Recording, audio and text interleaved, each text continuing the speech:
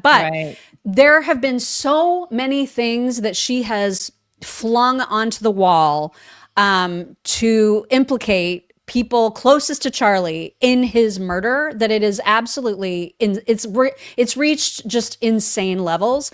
One of the things that she put out there was this whole idea that Rob McCoy, Pastor McCoy, whose son is Mikey, he told the story like 72 hours after Charlie's death. He told the story about how Mikey had called him immediately after Charlie was shot, immediately after he called Erica, obviously, saying there was blood everywhere, and his dad, in the heat of the moment and all the crazy, thought that meant he was covered with blood, that his own son, Mikey, was covered with blood. And that was not the case.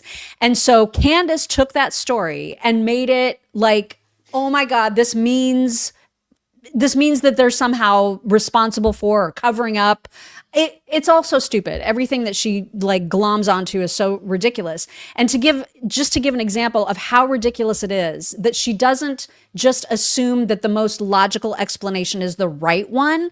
We have those guys themselves talking about it on Charlie Kirk's podcast. And I thought this was really important to share because it is such a simple explanation. Here it is. Great question from Rain, and it's kind of largely about the conspiracy theories, and and I think Blake, you said it well. It's like we have to give space for people to grieve. There is a trial coming up. We understand that sometimes when we don't speak on every topic, it creates a bit of a vacuum, and there is, just so you know, there's a reason for some of the silence on certain things and the choosing not to engage in certain things. But I loved Rain's heart, and you could tell that she is grieved just by Charlie not being with us and the anchor that Charlie was in her life, but also the fact that she wants to carry his mission forward, and she wants everybody to be unified and on the same page. So, Mikey, I don't know if you want to add anything to that. Yeah, I mean, Andrew, you said it. If there's silence on something, oftentimes people say it's silent because it's true. No, that's not why. Like, there's so many accusations out there against so many people. Even one of them are like a sermon that my dad gave where he said that I had blood on me. And for the record, like, he gave that sermon. I called my dad moments after everything happened, and I was screaming. I was listening to that call, and Blake was next to me. I was screaming on the phone. I said Charlie was shot in the neck, and he had blood all over him. He said, and I think he said there was a lot of blood. And I said, you need to call every pastor and pray for a miracle. And he thought for some reason that I said I had blood on me. So he gives a sermon 72 hours later where he addresses that conspiracy. Yeah, and he says that I had blood on me. Okay. I didn't see that sermon. And then about a month later, that was like trending all over social media. And I called my dad and I was like, did you actually say this? And he was like, yeah, I just found out it's not true. So like behind every single one of these are a human being. For an entire month, my dad had to live with nightmares every night that his son actually did have blood all over him. Didn't you say he got emotional when he found out? He got emotional when I was on the phone with him being like, that's not true. Why did you say that? No, he was so glad to hear it wasn't true. Yeah, like not everything is some grand scheme. And just because someone's not answering all of your questions when you want them to answer your questions does not mean it's I want to close the loop on Right, this. fine. I have one more thing. I think, but there's a lot of people are deeply affected by this. Yeah. And for some people, the temptation of something very emotionally upsetting is they want to, frankly, sometimes there's a temptation to lash out. And I would remember that, I would encourage you to remember, all of us love Charlie. All of us care deeply about Charlie. It is fundamentally, I'll just say it is fundamentally outrageous and insane to say that any of us would have wanted Charlie dead or wanted anything bad to happen to him. Right. And when we get emails where people just say, you killed Charlie, or like, you're lying about everything, I would strongly encourage those people to reflect on what is motivating them to do these things. Yeah. I'm so glad they said that. I'm so glad. Too. Yeah, I am too. Because, man, people are just out of control. Yeah. I mean, at this point, to me, the followers of hers are in a full-blown cult. That's what they're all acting like. Yeah. That's what she's acting like. Mm-hmm. And she's enjoying bizarre. She's getting, I mean, listen, the truth doesn't make her as much money. It doesn't. It simply doesn't. Period. It doesn't. And her followers are like cats chasing lasers on walls. Mm-hmm. And it's literally what it's become, because it is something different every freaking day. And you can't tell me otherwise. That's what's happening. She's all over the place. All over. And she never closes any of the loops, right? Like, so remember way back when she was talking about how Netanyahu was lying about the letter that Charlie had written him. And then the full letter came out. It was verified by the team that you just saw on the Charlie Kirk show as real. And then she just goes to the next thing. She doesn't ever own that she lied about that. That was, she completely mischaracterized it, but who cares, right? Because now she's on to the next laser dot. She lied about us. That's enough for me. She lied about us. Mm-hmm. I mean, at least I can tell you wholeheartedly that was a lie, because it was. Yes, we are not deep state soldiers. We're not. Surprise. I know, right? So I mean, like, she's capable of lying. She does it all the time. All the time, because you need to be prepared for any potential emergency or disaster. And now that all kinds of socialists are getting into office, I feel like that's imminent. That's true. You know? You in danger, girl. That's right. Yeah. And also fall weather, fall and winter. I'm thinking about fall and winter now, because it's finally starting to cool off here in Texas. And this is when I start thinking about ice storms in the next few months. Oh, I thought you were going to say that you started thinking about soup. No, that's you, Mog. She's always thinking about soup and banana chips. Are you ready? Yes, I'm ready. So there's like in January, February, inevitably there's like some sort of weird ice thing that happens here. But it's crucial to prepare for any sort of emergency, because we've lived through some crazy stuff since 2020, y'all. All of us have, no matter where you live. And it's good to have a stash of emergency food on hand at all times, because you never know when you're going to lose like power and heat. And so we always have a 72-hour emergency food kit in our storm shelter. ReadyWise also has a 1-month food supply and all sorts of, they have a ton of stuff on their site to get you prepped. If you're into prepping, this is the place to check out at readywise.com. They are the place. And with their food, all you got to do is mix with water and voila, you're set.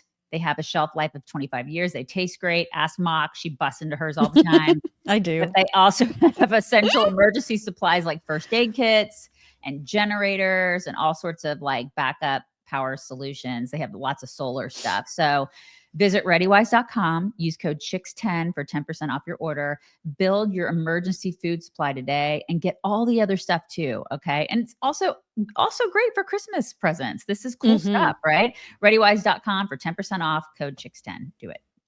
Now, I don't know if her the latest threat on her life is a lie. I would not be surprised if a whole bunch of people would be threatening her life at this point, because she is so awful. I don't want her. I don't want anything bad to happen to her. But the things that she's saying now they sound kind of crazy. Yeah. So if you could read her initial tweet about this new threat, here it is. Urgent. 2 days ago, I was contacted by a high-ranking employee of the French government. After determining this person's position and proximity to the French couple, I have deemed the information they gave me to be credible enough to share publicly in the event that something happens. In short, this person claims that the Macrons have executed upon and paid for my assassination. Yes, you read that correctly. More specifically, that the green light was given to a small team and national gendarmerie intervention group. I am told there is one Israeli that is on this assassination squad. Of course there is. Were formalized. Again, this person provided concrete proof that they are well placed within the French government apparatus. Further to this point, this person claims that Charlie Kirk's assassin trained with the French Legion 13th Brigade with multi-state involvement. Journalist Javier Poussard's life is also at risk. This is deadly serious. The head of state of France apparently wants us both dead and has authorized professional units to carry this out. I ask that every person retweet and share this. I do not know who in the American government can be trusted, since this source claims our leaders are aware, but I have more specific information which is definitively verifiable should they care to reach out to me. To the brave official in France who did this because they were so moved by the evil of Charlie's public execution to risk their own life, may God bless you. Truly, let all be revealed. So wait, So the French Foreign Legion folks were Jewish, and did they all come equipped like with the Jewish space lasers with the bees? I'm just curious. I don't know if the I don't know. I don't bees? know. Well, we just know of one Israeli that's And involved, did the but now Macrons- France is Right. wanting her Did dead. the Macrons have a personal beehive? I'm just curious. I have so many questions. So many.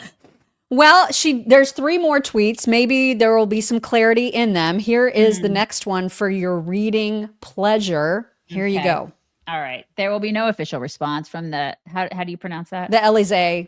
Élysée Palace, because what I have shared is true. And I have evidence to support my claim. I even have names. Okay. They are likely trying to figure out where the leak came from. We are talking about the murder of citizens for speech. Okay. Has she released the names? Has she? Don't be ridiculous. What was I thinking? I'm sorry. It's going to change your lives, you guys. It's gonna Right, everything's gonna change. Everything's going to change. Please subscribe. Please subscribe. Click. Here's number 3. Right. Payments for my assassin ran through the club Descent. Is that what it is? Descent. Descent. That is what I have been told. This means there is a paper trail, and I would encourage the patriots of France to do what you can to uncover it. Please remember that there is both a female assassin and an Israeli assassin that were picked for this operation. These are joint state operations. So it's the United States, Israel, and France are all in cahoots to assassinate Candace. Right, because she's that important. She's very, very important. Guys. Very, very important.